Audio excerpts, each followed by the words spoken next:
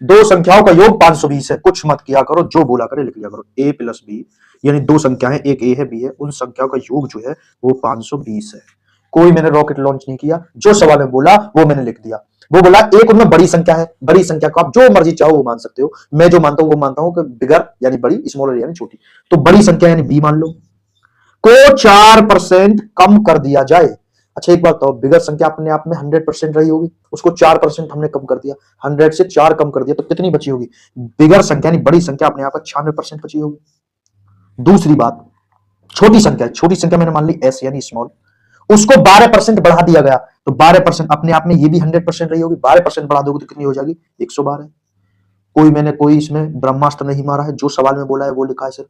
और बोल रहा है जो प्राप्त संख्या है वो एक समान है। एक समान का मतलब क्या होता है? बराबर। तो वो दोनों चीज बराबर है। ये देखो काटो पीट कर लो, परसेंट से परसेंट कट जाएगा, हटा दो। ना भी लिखोगे परसेंट कोई बात नहीं, परसेंट दोनों जगह सेम है तो कट जाएगा।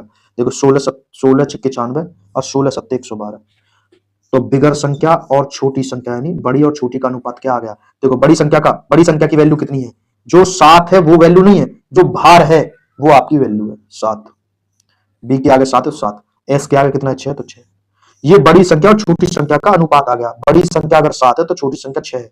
पहली लाइन हमने क्या लिखी थी कि उन दोनों का योग 520 है, लेकिन बेटा हमारे हिसाब से तो बड़ी संख्या 7 है, छोटी संख्या 6 है, दोनों का योग 13 है। वो कह रहा है कि दोनों संख्या का योग 520 है, हम उसकी बात को क्यों मानेंगे? हम तो अपना विवेक लगाए, हमने अपनी बुद्धि लगाई है और इन दोनों का योग कितना निकला? 7 6 13 है, तो इसका मतलब 520 वैल्यू है 13 की। क्या पूछ रहा है?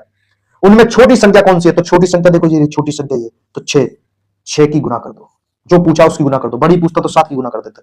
13 चौके होते हैं मेरे दोस्त 52 और 6 चौक होते हैं 24, 24 के आगे 1 0, तो इसका मतलब छोटी संख्या हमारी कितनी है? 240। यही आपका उत्तर है मेरे दोस्त।